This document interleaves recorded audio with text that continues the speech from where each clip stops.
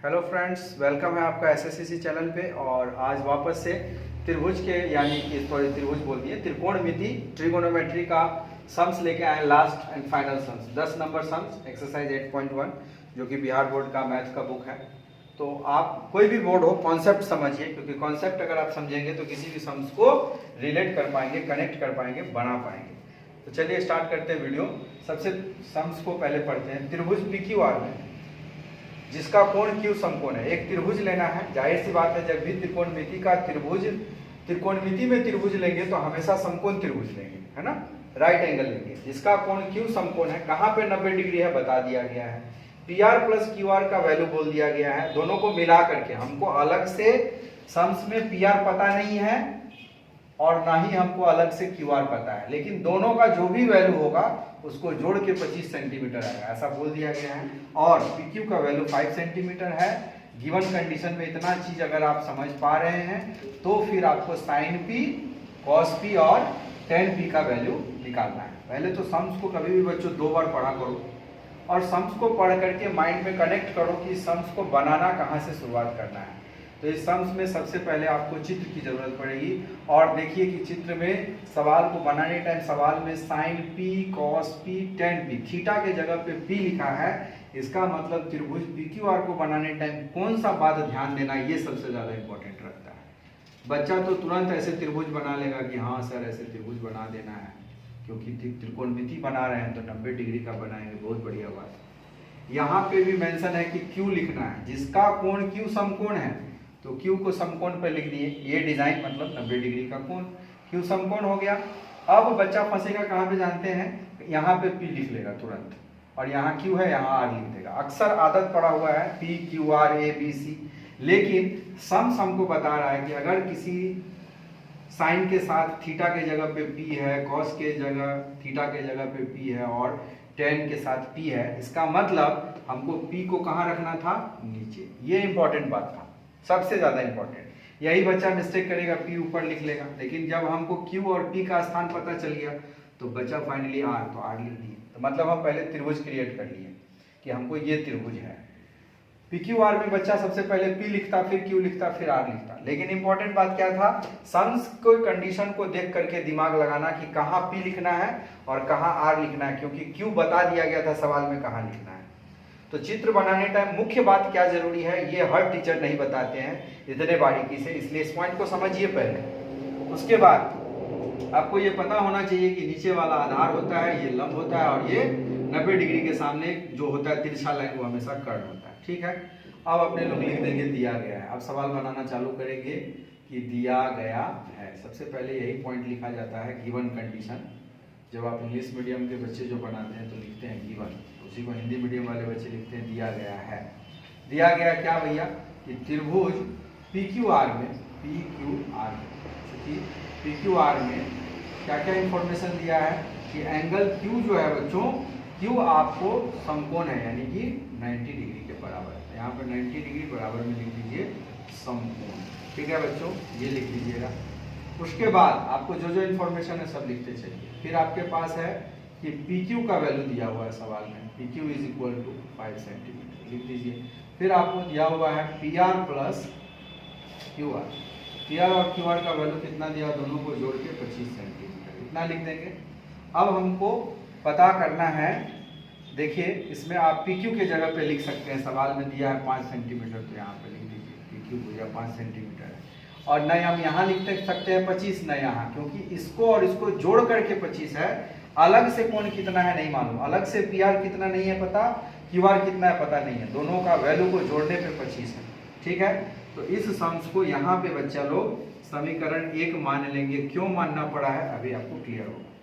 जिस भी सवाल में अभी तक 8.1 की अगर मेरे सभी वीडियो को बच्चों आप लोग देखते हैं एक लाइन से, तो आपको ये फील होगा कि ये पहला ऐसा सम्स है सर कि जिसमें त्रिभुज की एक भुजा दिया है और 2 भुजा नहीं दिया है। तो सबसे इंपॉर्टेंट पॉइंट यहीं पे आता है कि जब कभी भी किसी त्रिभुज में त्रिकोणमिति बनाने वक्त अगर किसी एक भुजा का वैल्यू दिया हो और 2 भुजा का वैल्यू नहीं दिया हो, तो हमेशा कर्ण वाला फॉर्मूला को लेके चलेंगे। कौन सा, कर्ण वाला, जो पाइथागोरस फॉर्मूला है, और वो भी कौन सा, h स्क्वायर समेत लेंगे। यहाँ पे स्क्वायर समेत लेना होगा, h स्क्वायर बराबर P square plus B square. याद रखना है, क्योंकि अक्सर अपने लोग क्या करते थे, एच लेकर के रूट में P square plus B square लेते थे। ये वाला फॉर्मूला कब लगाएंगे, हम क्या समझाना चाह रहे हैं, हम समझाना चाह रहे हैं कि जब कभी भी किसी भी त्रिभुज में त्रिकोणमिति वाले सवाल में जब एक भुजा का वैल्यू दिया हो और दो भुजा का वैल्यू नहीं दिया हो, तो हमेशा इस क्वेश्चन, इस फॉर्मूले को नहीं अप्लाई करके इसको अप्लाई करना है। इस पर सवाल बनेगा। देखिए कैसे, अभी फिर बाद में हम उसको मिटा देंगे। तो यहाँ पे सबसे पहले लिखेंगे, हम लोग जानते हैं कि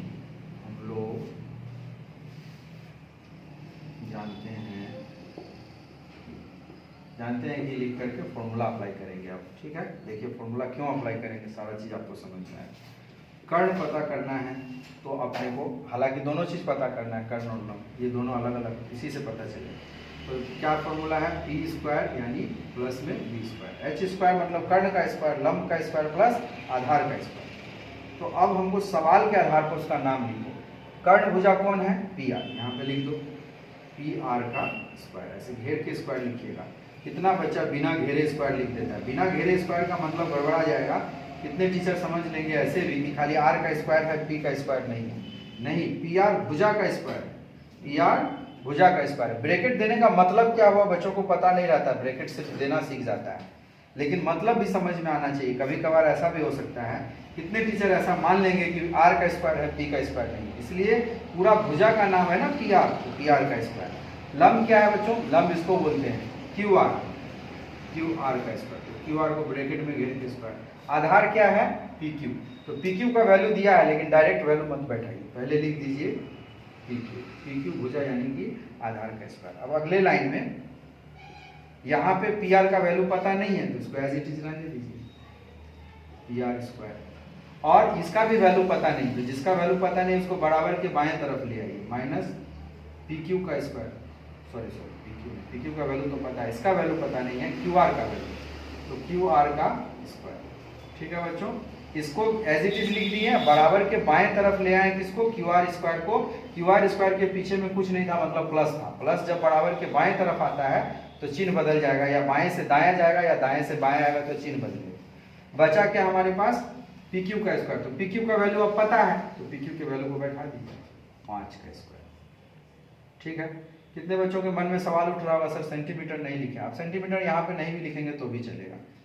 तो बच्चों अब गौर से देखने वाला बात यह है कि इसको हम थोड़ा देर के लिए ए मान लिए और इसको थोड़ा देर के लिए बी मान लिए, तो आपको सम्स दिख रहा होगा, फॉर्मूला आप कनेक्ट करना जानते होंगे, तो आप कनेक्ट कर लीजिएगा कि ये ए स्क्वायर जैसा दिख रहा है सर, और ये माइनस और ये बी स्क्वायर जैसा दिख रहा है। यानी जब कभी भी अपने को फॉर्मूला ये दिखे ए स्क्वायर माइनस बी स्क्वायर, तो आप फॉर्मूला लगाते हैं ए प्लस बी इंटू ए माइनस।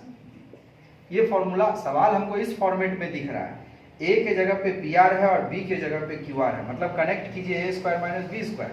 तो इस फॉर्मेट में जब दिख रहा है तो हमको ऐसा फॉर्मेट में बैठाना है, और ऐसा फॉर्मेट हम क्यों यूज कर रहे हैं अभी समझा रहे हैं आपको। तो पहले उसको सजा लेते हैं। क्यों बच्चों, क्योंकि यहाँ ए का वैल्यू है पी आर और बी का वैल्यू है क्यू आर।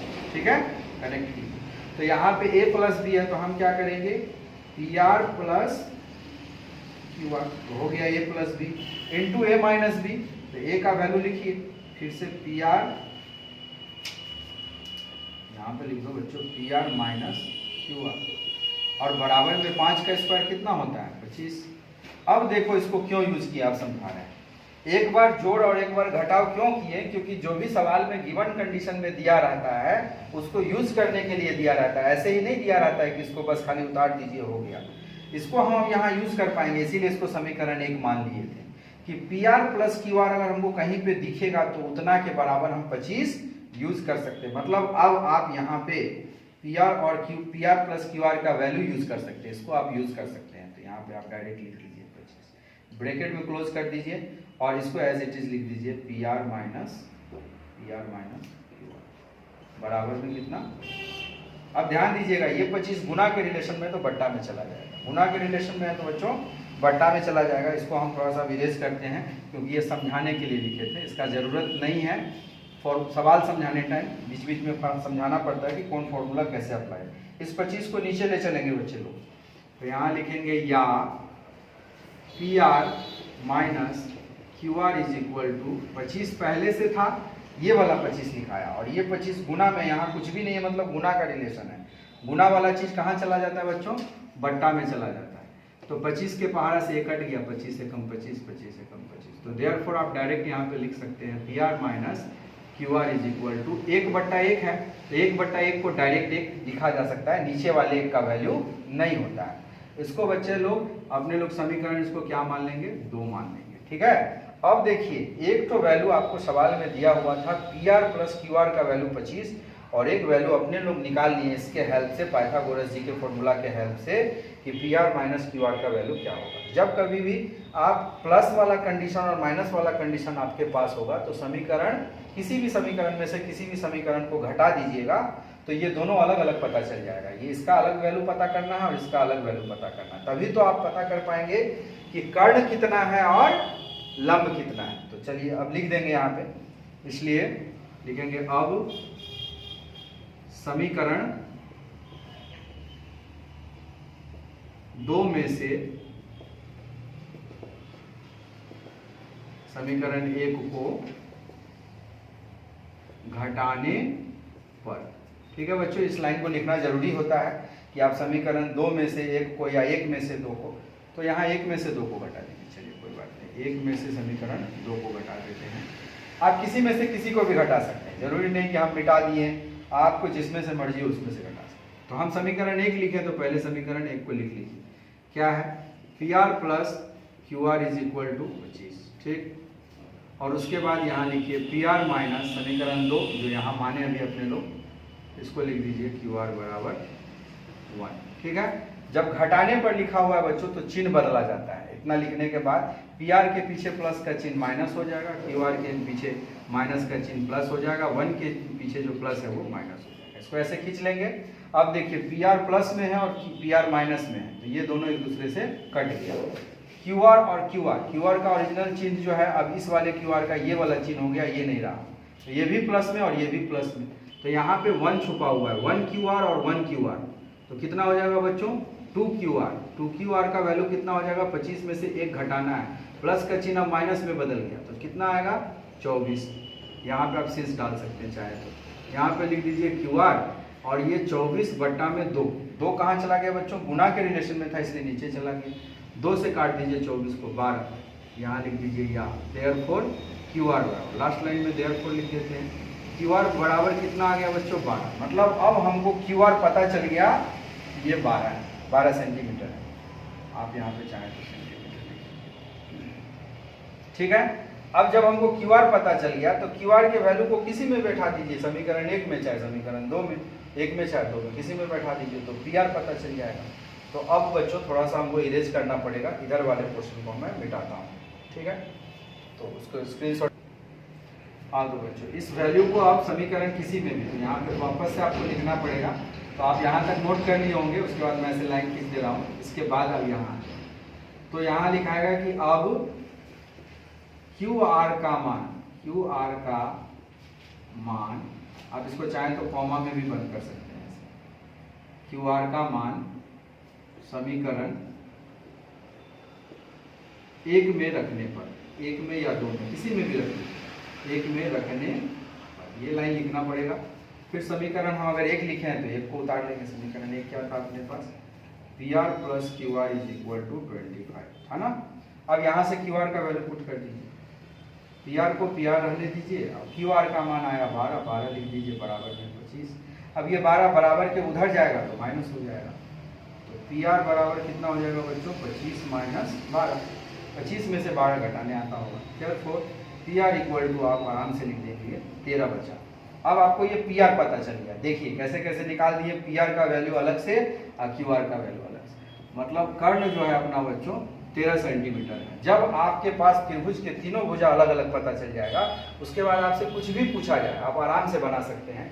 अब हमसे पूछा जा रहा है साइन पी, कॉस पी और टेन पी का वैल्यू, तो वही पोयम का हेल्प लेंगे, साइन पी, कॉस पी और टेन पी। पोयम बता ही चुके हैं, नहीं अगर पता है तो पीछे के वीडियो को देखिए, प्लेलिस्ट में आपको सारा बेसिक से लेकर के इस चैप्टर का बेसिक पार्ट 1, पार्ट 2, पार्ट 3, उसके बाद एक एक सम्स, एक वीडियो में एक सम्स आपको एक लाइन से मिलेगा। लिंक आपको डिस्क्रिप्शन में दे दिया जाएगा, वहां से जाके आप एक एक सम्स को देख सकते हैं। तो बच्चों थोड़ा सा अब इसको मिटा दे रहा हूं मैं।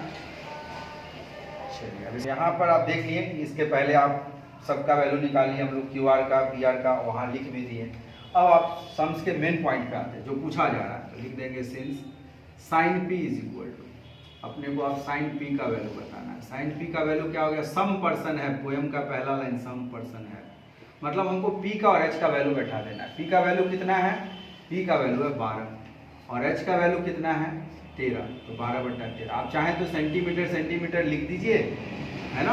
आप चाहें तो यहाँ सेंटीमीटर और सेंटीमीटर लिख दीजिए, सेंटीमीटर से सेंटीमीटर कट गया, आपका आंसर आ गया 12/13। कभी भी जो है इकाई जो है वो नहीं रहता है, इकाई को काट दिया जाता है, और समान जब तक नहीं रहेगा ये दोनों तब तक आप नहीं काट सकते। उसी प्रकार से बच्चों आपको cos p और tan p, बस आराम से खाली पोयम आपको याद रहना चाहिए। तो देखिए यहाँ पे आप since cos p is equal to curly brown hair, cos p is equal to curly brown hair, v मतलब आधार और h मतलब कर्ण। आधार कितना बच्चों 5 सेंटीमीटर और कर्ण कितना 13 सेंटीमीटर। फिर से सेंटीमीटर से सेंटीमीटर कैंसिल, डायरेक्ट भी आप लिख सकते हैं 5/13 5। चलिए अब आप यहाँ पे लास्ट बच गया tan p, तो since tan p is equal to turning perfect black. Turning perfect black का मतलब हो गया p बट्टा में b, यानी कि 12 सेंटीमीटर और बट्टा में 5 सेंटीमीटर, दोनों को काट दीजिए, पर ये आपके पास 12/5 सेंटीमीटर सॉरी आंसर। तो इस तरीके से बच्चों देख पा रहे होंगे कि सवाल में p कितना इंपॉर्टेंट रोल प्ले कर रहा था, जिसको हम आपको ड्राइंग बनाने टाइम भी समझा दिए थे कि p को कहाँ रखना है। ये सम्स के पूछे गए बात को देख करके पता चलता है। तो आप एक बार वैल्यू चेक कर लीजिए, p और h सही है, p ये रहा, h ये रहा, एकदम सही है। फिर आप देख लीजिए b और h मतलब आधार और कर्ण एकदम सही है, सेंटीमीटर से सेंटीमीटर कट गया। फिर आप देख लीजिए p और b टर्निंग परफेक्ट ब्लैक, यानी कि p और b 12/5। इस प्रकार से बच्चों ये बहुत इंपॉर्टेंट सम्स है। इस सम्स के आधार पे आपको ढेर सारा सम्स आ सकता है एग्जाम में, या तो सेम आ सकता है या इस पर आधारित सवाल पूछा जाता है। तो जितने भी किसी भी बोर्ड के आप बच्चे हैं, स्टूडेंट हैं, मायने रखता है कॉन्सेप्ट, मायने रखता है कि सवाल बनाने का तरीका, मायने रखता है कि सम्स बनाने टाइम किन किन बातों को विशेष रूप से ध्यान दिया जाता है, कि ड्राइंग बनाने टाइम क्या ध्यान देना जरूरी था, पी को नीचे क्यों लेना था, ऊपर क्यों नहीं लेना था, और सम्स बनाने टाइम इन सब बातों को कि अगर हमको एक भुजा दिया है, 2 भुजा नहीं दिया है, तो कौन सा फॉर्मूला अप्लाई करना है, कब समीकरण मानना है, कब नहीं मानना है, कब जो है आपको a² - b² का फॉर्मूला लगेगा। तो एकदम बारीकी से एक एक चीज़ बच्चों में क्लियर कर देता हूँ। अगर मेरा पढ़ाने का तरीका आपको अच्छा लगे तो आप उन दोस्तों तक पहुँचाइए इसको जिसका इस वीडियो को बहुत ज़्यादा ज़रूरत है।